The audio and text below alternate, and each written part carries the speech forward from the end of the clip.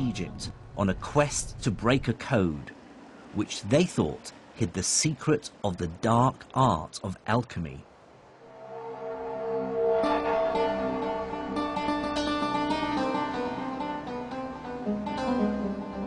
This is Saqqara, a necropolis or graveyard of the ancient pharaohs. Over a 10-acre site, it's a collection of burial chambers and step pyramids that were built in the 3rd millennium before Christ.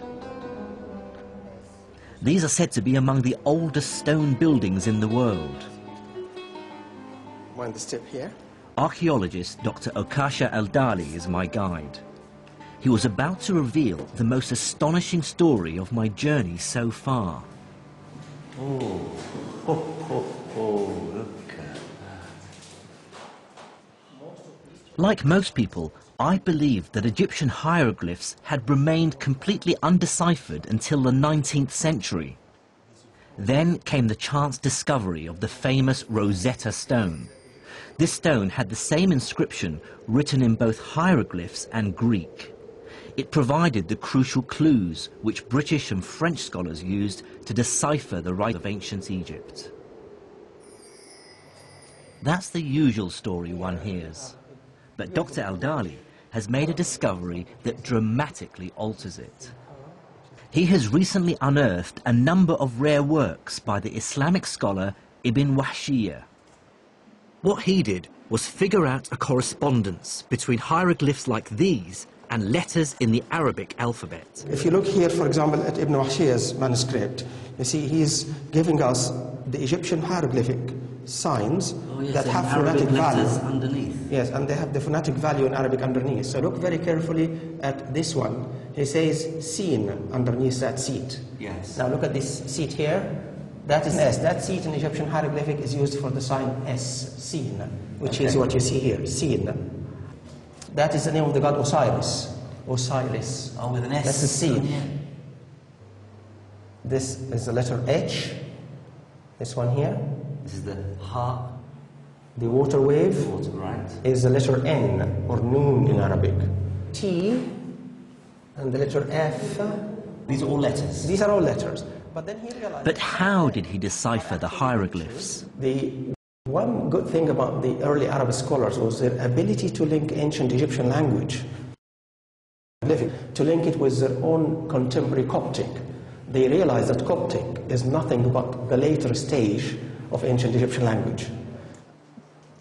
And they realized this because the translation movement had literally placed hundreds of Coptic texts into their hands. The scholars could now see a direct link between hieroglyphs and Arabic. What fraction of these symbols would have been correctly deciphered? They got about 14 letters. They cracked more than half of the Egyptian hieroglyphic correctly. So that was a remarkable achievement for people in the 9th century, 10th century.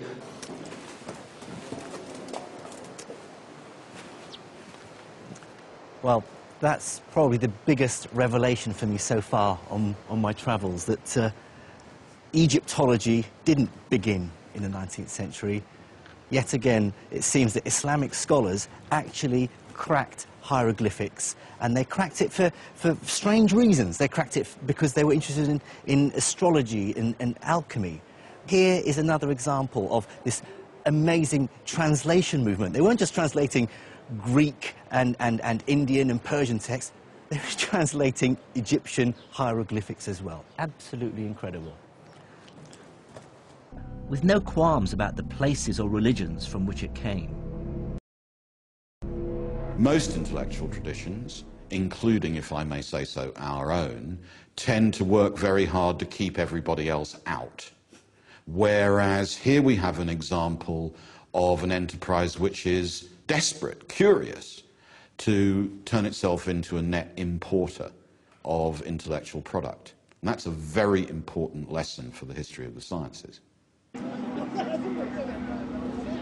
I was soon to see just how dramatically this fueled scientific innovation. But it's worth remembering that the translation movement wasn't just about science and medicine. As the capital Baghdad sat in the center of a vast, successful empire, It became home to an extraordinary flourishing of all kinds of culture.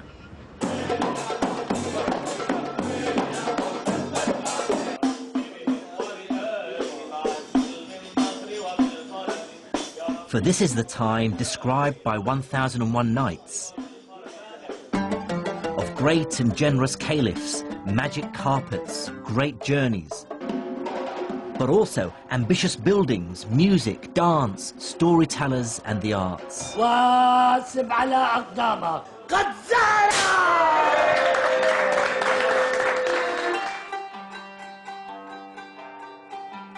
Baghdad was such a cultured and vibrant city that one traveller of the time wrote, "There is none more learned than their scholars, more cogent than their theologians, more poetic than their poets, or more reckless than their rakes."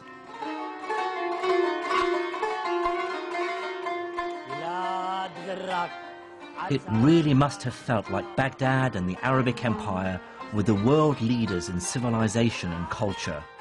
To be part of that city's growing intellectual elite must have been as exciting as it gets. It was a new Muslim city. It only started to be built in 756. So it has that sort of sense of almost being on a frontier, of being something new, of being something different. It was full of courtiers, it was full of sort of nouveau riche individuals who were trying to make their way at the Abbasid court. And it is the sort of a place, if you like, where innovation is valued and appreciated. At the heart of the city's intellectual life was a system called the Majlis. Now, the word Majlis could probably best be translated as salon or talking house. In 9th century Baghdad, what this meant was that the city's elite, the caliph, his courtiers, generals, and the aristocracy, would hold regular meetings, you might call them seminars or discussions, during which the city's cleverest men, the philosophers, theologians, astronomers, and logicians, would gather to discuss and debate their ideas. It was not the case that people were expected to adhere to a particular line or adopt a particular religion. They were allowed to express their own sentiments and their own views very freely. The point was that they should do so in elegant Arabic and a good logical reasoning. The effect of the Majlis was to create a heady mix of money and brains, with the best minds in the empire swapping ideas while simultaneously engaged in fierce competition for patronage. It's at this point my investigation into the first wave of Islamic science returns me to the man we first met at the beginning of this story in the back streets of Cairo, the great mathematician who brought the West the decimal system. Out of this intellectual whirlwind came Al-Khwarizmi, mathematician, courtier, and favourite of the Caliph al-Ma'mun. He was a product of his age, an immigrant from eastern Persia into Baghdad, surrounded by books, well-versed in learning from Greece, Persia, India, and China, and fearless in his thinking.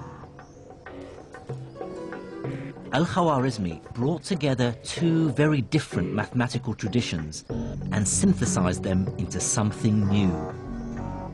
The capacity to have on your desk simultaneously two very different kinds of mathematics presses on models of what counts as calculation, what counts as measurement, and I think accelerates the process of intellectual change.